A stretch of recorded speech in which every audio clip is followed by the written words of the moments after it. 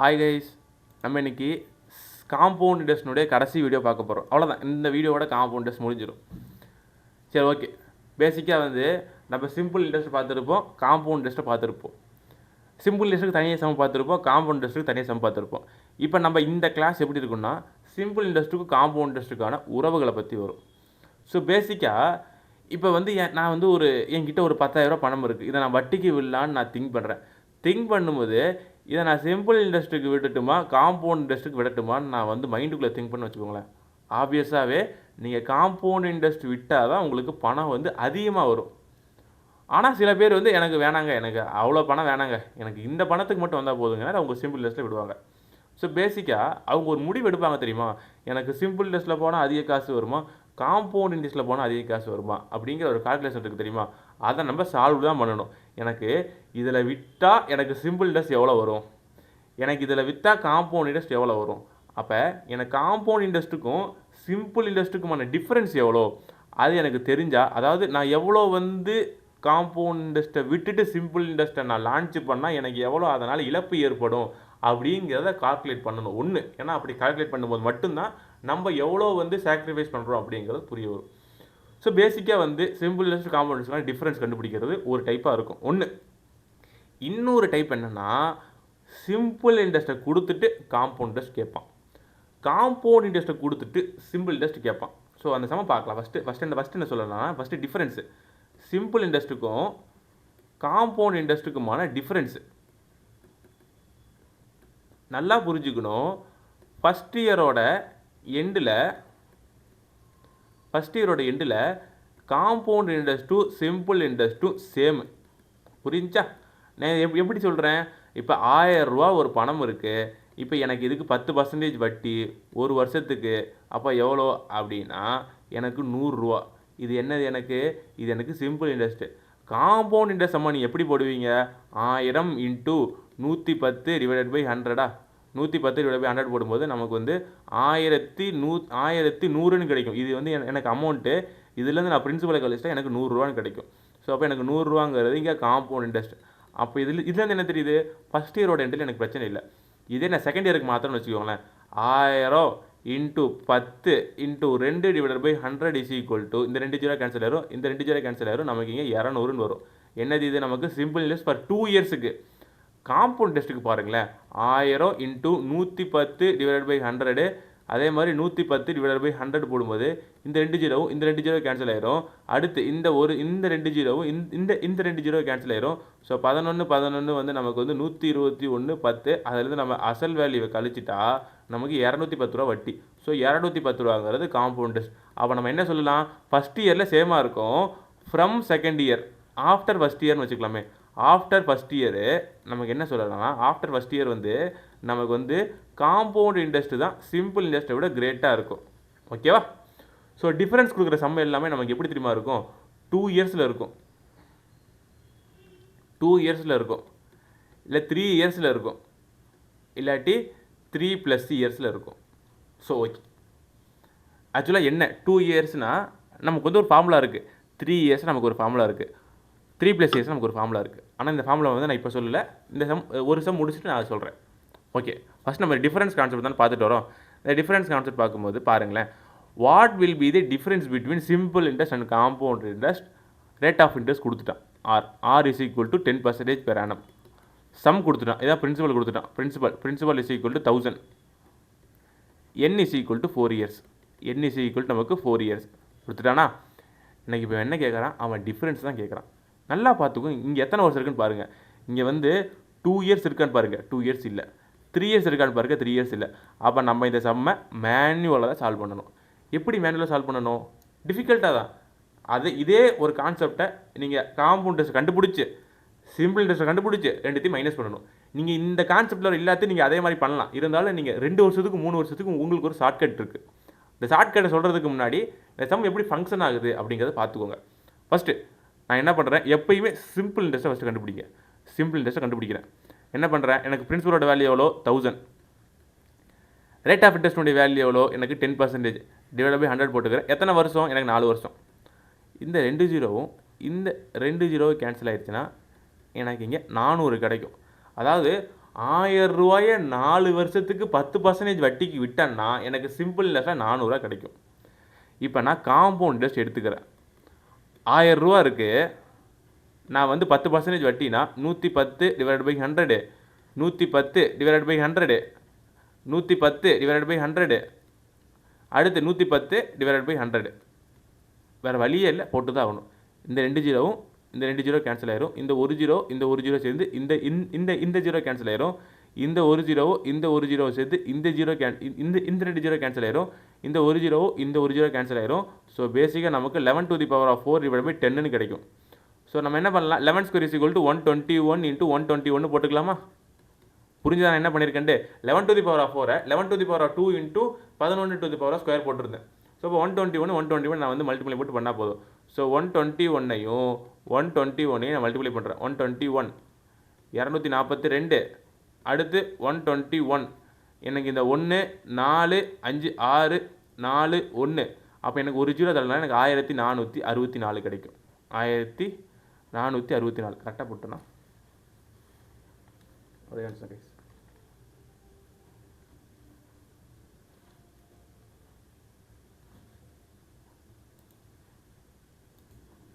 Okay guys, கரெக்டாக தான் போட்டுருக்கோம்.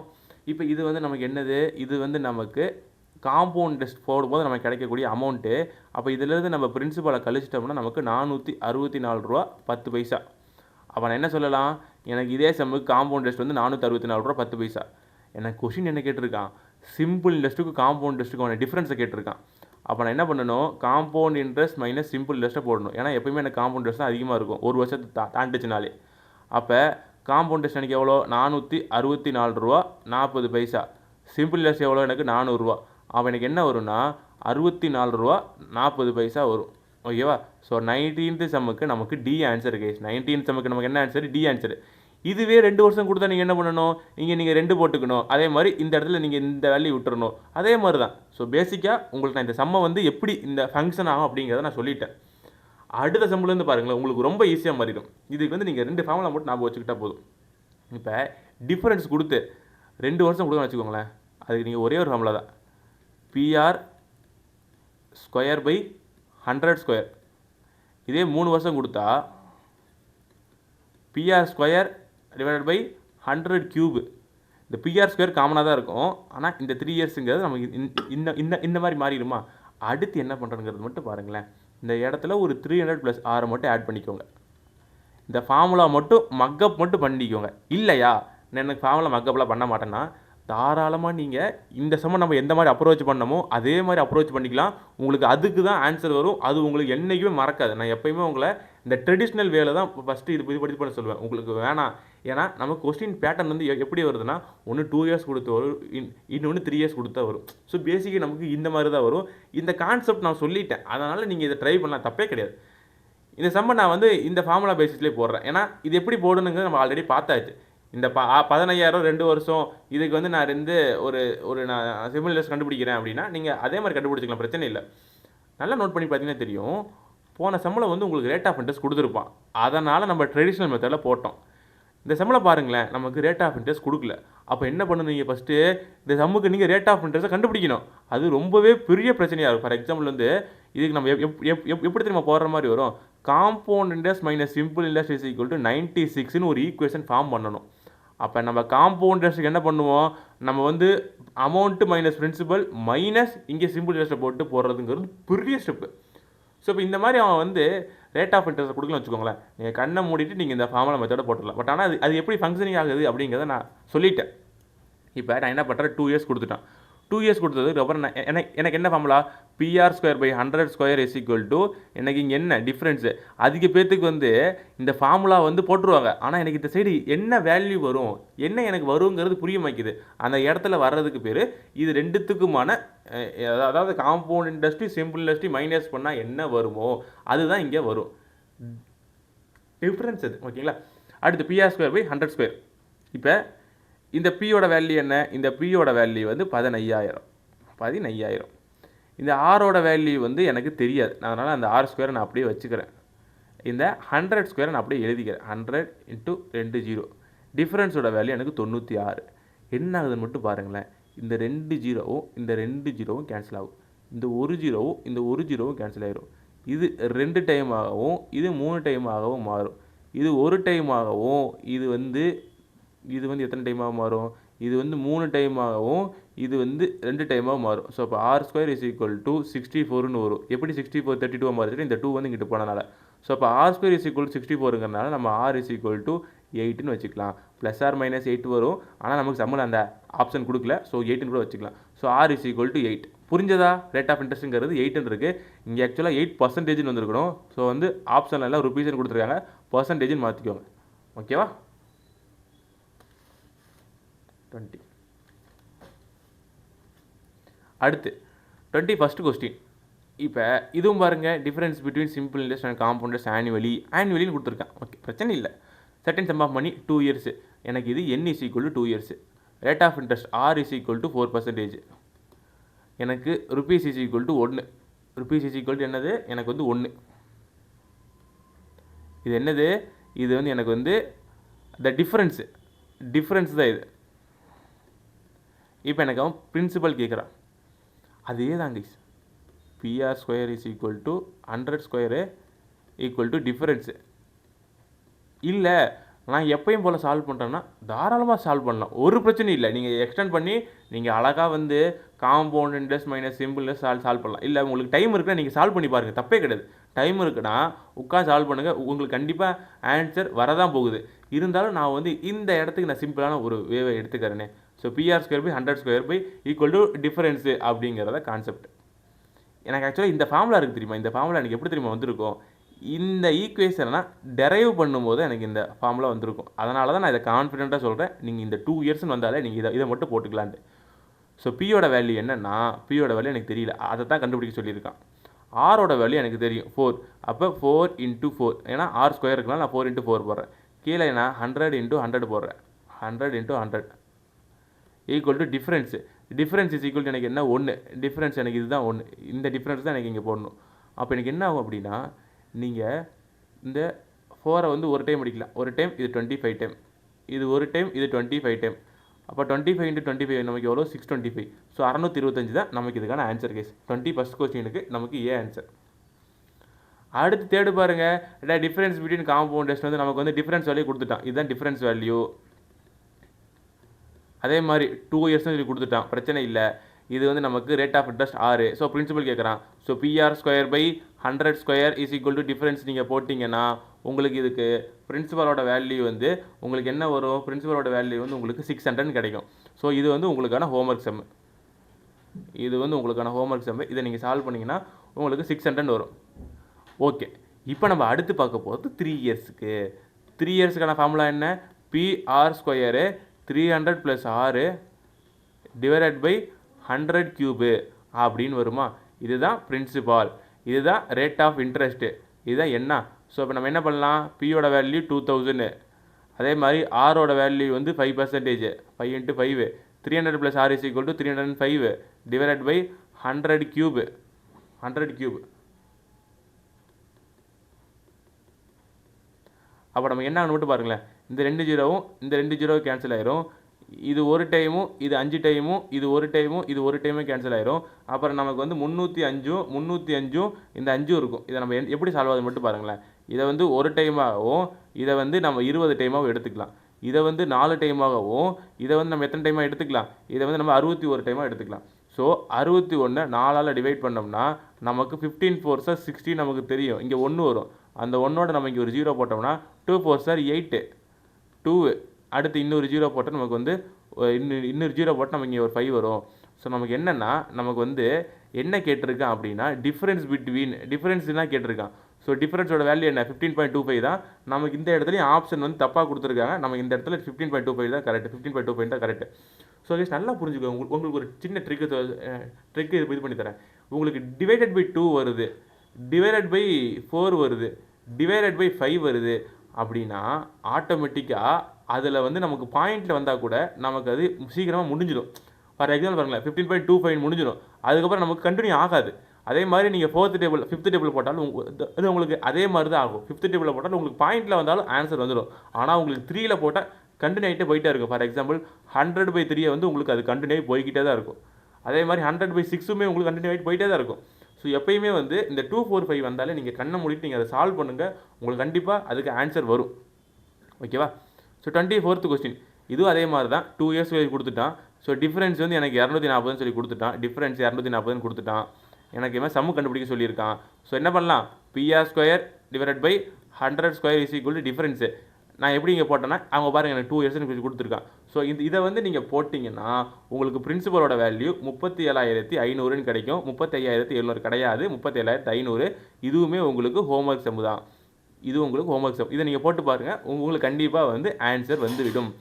அடுத்து நம்ம இப்போ இது முடித்தோமா, நம்ம டிஃபரன்ஸ் கான்செப்ட் முடிச்சாச்சு. இதுக்கப்புறம் பார்க்க போகிற சம் என்ன தெரியுமா, நமக்கு வந்து சிம்பிள் இன்ட்ரெஸ்ட்டை கொடுத்துட்டு காம்பவுண்ட் இன்ட்ரெஸ்ட் கேட்பான் இல்லையா, காம்பவுண்ட் இன்ட்ரெஸ்ட்டை கொடுத்துட்டு சிம்பிள் இன்ட்ரெஸ்ட் கேட்பான்.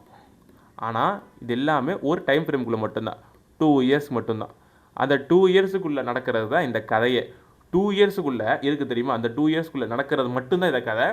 இந்த 2 இயர்ஸ்க்கு என்ன ஒரு ஃபார்முலானா, simple interest divided by compound interest is equal to 200/200 plus R. புரிஞ்சதா கைஸ்? இந்த ஃபார்முலா மட்டும் எப்படியாவது மக்கப் பண்ணிக்கோங்க. இல்லையா ஓகே, நீங்கள் வந்து எப்பயும் போல் நீங்கள் வந்து சாதாரணமாக சால்வ் பண்ணால் கூட சால்வ் பண்ணிக்கலாம், பிரச்சனையே இல்லை. உங்களுக்கு அதுக்குமே ஆன்சர் வரும். ஓகே, இப்போ இதை பேஸ் பண்ணி சம் சால்வ் பண்ணலாம். இந்த ஃபார்முலா பார்த்துக்கோங்க, simple interest divided by compound interest 200/200 plus R. நல்லா பாருங்களேன், simple interest and sum of rupees R is equal to 4%. 2 இயர்ஸில் கொடுத்துட்டா நமக்கு அந்த ஃபார்முலா சாட்டிஸ்ஃபை ஆயிடுச்சு. 80 என்னது, நமக்கு சிம்பிள் இன்ட்ரெஸ்ட்டோட value 80. Compound interest for the same sum of period வந்து எவ்வளோன்னு கேட்டிருக்கான். ஸோ பேசிக்காக நம்ம என்ன பண்ணியிருப்போம் அப்படின்னா, எனக்கு பிரின்சிபலோட வேல்யூ தெரியாது, ஆனால் எனக்கு 4%ங்கிறது தெரியும், 2 வருஷங்கிறது எனக்கு தெரியும்.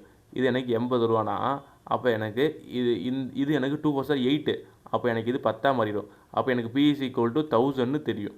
இப்போ நான் என்ன பண்ணுறேன், அதை நான் அப்படியே வந்து காம்பவுண்ட் இன்ட்ரெஸ்ட்டுக்கு போடுறேன். ஸோ 1000 இன்ட்டு எனக்கு அதே 2 வருஷம் 4%னா 104/100 இன்ட்டு 104/100 போடலாமா. இந்த 2 0 கேன்சல் ஆயிரும், இந்த 2 0 கேன்சல் ஆயிரும், இது ஒரு 0 கேன்சல் ஆயிரும், இது எனக்கு 1 0 கேன்சல் ஆயிரும்.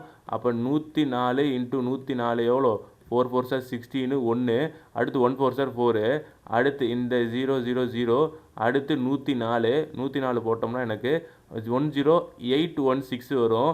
இப்போ எனக்கு கீழே ஒரு 10க்குலாம் நான் வந்து 1081 ரூபா போட்டிருக்கேன். இதிலேருந்து நான் அசல் வேலைக்கு அடிச்சிட்டேன்னா எனக்கு 81.60 வரும். இதை நீங்கள் இந்த மாதிரி சம்ம போட்டு சால்வ் பண்ணலாம், தப்பே கிடையாது. நீங்கள் இந்த மாதிரி போடலாம், உங்களுக்கு இது கூட ஈஸியாக இருந்தால் ஓகே போட்டுடலாம். இருந்தாலும் இதை நான் ஃபார்முலாவில் போட்டு காட்டுறேனே, simple interest divided by compound interest is equal to 200/200 plus R. ஓகேவா? ஸோ எனக்கு இதில் சிம்பிள் இன்ட்ரெஸ்ட்டோட வேல்யூ 80ன்னு தெரியும், காம்பவுண்ட் இன்ட்ரெஸ்ட்டோட வேல்யூ எனக்கு தெரியாது, 200 தெரியும். நீங்கள் 200 ப்ளஸ் ஆருக்கு பதிலாக 4ன்னு போட்டுக்கலாம். இந்த மேலே போட்ட கான்செப்ட் இருக்குது தெரியுமா, இதுக்கு நீங்கள் இயர் எவ்வளோ இருக்குன்னு முக்கியம் கிடையாது. 2 வருஷமாக இருந்தாலும் நீங்கள் சால்வ் பண்ணலாம், 3 வருஷமாக இருந்தாலும் சால்வ் பண்ணலாம், 4 வருஷமாக இருந்தாலும் சால்வ் பண்ணலாம். ஆனால் கீழே இருக்கிறதுக்கு ஒரு லிமிட்டேஷன் இருக்குது. என்னென்னா 2 இயர்ஸ் இருந்தால் மட்டும் தான் நமக்கு இந்த ஃபார்முலாவில் போட முடியும். ஓகே, இப்போ நம்ம இதை வச்சு நம்ம சால்வ் பண்ணலாமா? சால்வ் பண்ணால் இது வந்து 2 டைமாகவும் இது வந்து 5 டைமாகவும், அடுத்து வந்து என்ன ஆகுதுன்னு பாருங்களேன். இப்போ இந்த 200 + 4 204 வருமா. 204 வந்து நமக்கு இந்த சைடு போயிடுச்சுன்னா 204 வந்து நமக்கு வந்து 204 வந்து 2 டைம் மல்டிப்ளை ஆச்சுன்னா 408 மாறும். 408 / 5 is equal to compound interest. அப்போ நமக்கு 408லேருந்து 5 போச்சுன்னா 8 5 சார் 40, இது வந்து 18 மாறும். ஸோ 3 5 சார் 15, இது வந்து 3 மாறும். அடுத்து 6 5 சார் 30. ஸோ அப்போ 80 ஒரே நிமிஷம் இந்த இடத்துல 0 தான் வரும். ஸோ 0 தான் வரும். அடுத்து 1 5 சார் 5, இங்கே 3 வரும். ஸோ 6. ஸோ இப்போ 81.60. ஸோ நான் இங்கே போட்டு எனக்கு கண்டுபிடிச்சாலும் எனக்கு ஆன்சர் வரும், இப்படி போட்டாலும் எனக்கு ஆன்சர் வரும். அவ்வளோதான். இப்போ இந்த சம் பாருங்களேன், இதுவும் அதே மாதிரி தான். இந்த simple interest and sum of money for 2 years. Simple interest வந்து எனக்கு வந்து 50 ரூபாயாம். சிம்பிள் இன்ட்ரெஸ்ட் வந்து எனக்கு 50 ரூபாயாம். 2 years 5% per annum, R is equal 5%. இப்போ எனக்கு காம்பவுண்ட் இன்ட்ரெஸ்ட் எனக்கு சேம் சம்முக்கு சேம் ரேட்டு சேம் டைம். நீங்கள் ட்ரெடிஷ்னல் மெத்தட்லேயும் போடலாம். ட்ரெடிஷ்னல் மெத்தடில் போட்டாலுமே உங்களுக்கு என்ன ஆன்சர் வரும்னா உங்களுக்கு 51.25 தான் வரும். இல்லை நான் PR² இதுக்கும் ஆன்சர் போடுங்க. ஆன்சர் வந்து நீங்கள் ட்ரெடிஷ்னல் மெத்தடில் போகிறது உங்களுக்கான ஹோம்ஒர்க்கு. நான் இந்த ஃபார்முலா மெத்தடில் போட்டுறேன். PR² இல்லை, simple interest divided by compound interest is equal to, simple interest தான் மேலே வரணும். நல்லா போச்சு, சிம்பிள் இன்ட்ரெஸ்ட் தான் மேலே வரணும். 200 / 200 ப்ளஸ் ஆர். ஏன்னா நமக்கே புரியுமா இல்லையா, காம்பவுண்ட் இன்ட்ரெஸ்ட் தானே சிம்பிள் இன்ட்ரெஸ்ட்டோட அதிகமாக இருக்கும், அதனால தான் நமக்கு 200 + R வந்து கீழே வருது.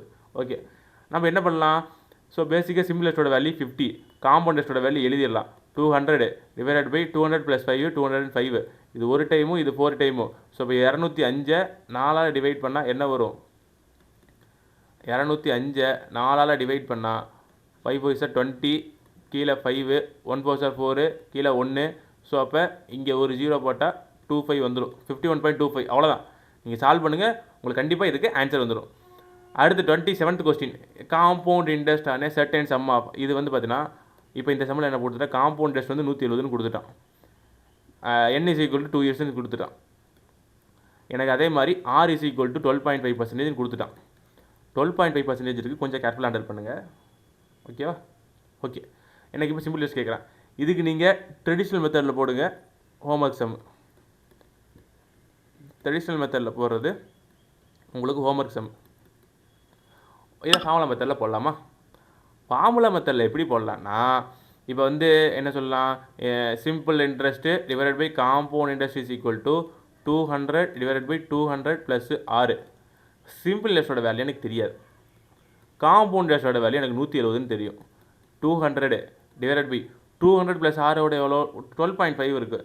அந்த 12.5 எனக்கு எப்படி கேஸ் மாறும், 12.5ங்கிறது எனக்கு 12.5% 100 இருக்கா, அந்த எனக்கு 12 வந்து எனக்கு என்னவா மாறும்னா 212/212.5. ஏன்னா 200 + 12.5 212.5. இதை நமக்கு அடுத்து என்னவா மாறும்னு மட்டும் பாருங்களேன்.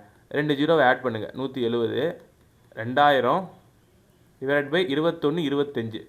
இதை நான் 5 டேபிளில் போகிறேனே, 5 டேபிளில் போட்டோம்னா எனக்கு இது ஒரு 400 மாறும். இது எனக்கு ஒரு 4 டைமு, 12 வந்து எனக்கு 2 டைமு, 5 வந்து எனக்கு ஒரு 5 டைமு. இதை நான் மறுபடியும் ஒரு 5 டேபிளாக அடித்தேன்னா எனக்கு வந்து இது ஒரு 80 மாறும். எனக்கு இது வந்து ஒரு 85 மாறும். மறுபடியும் நான் அடித்தேன்னா எனக்கு இது வந்து ஒரு டைமாக மாறும். இந்த 30 வந்து ஒரு 6 டைமாக மாறும். எனக்கு இது வந்து ஒரு டைமாக மாறும். 35 வந்து எனக்கு ஒரு 7 டைமாக மாறும். இது ஒரு டைமும் இது ஒரு 10 டைமாக மாறும். அப்போ எனக்கு simple interest is equal to 16 × 10 160. அவ்வளோதான் கைஸ், நம்ம காம்பவுண்ட் இன்ட்ரெஸ்ட்டை கம்ப்ளீட்டாக முடிச்சாச்சு. என்னென்ன பார்த்துட்டு வந்திருக்கோன்னா, நம்ம ஃபஸ்ட்டு காம்பவுண்ட் இன்ட்ரெஸ்ட் கண்டுபிடிக்காத பார்த்துட்டு வந்திருப்போம். அது எப்படி பார்த்துட்டு வந்திருப்போம், ஃபஸ்ட்டு அமௌண்ட்டு கண்டுபிடிச்சி அமௌண்ட்டில் இருந்து நம்ம பிரின்சிபலை மைனஸ் பண்ணால் நமக்கு இன்ட்ரெஸ்ட் கிடைக்கும், அதை பார்த்தோம்.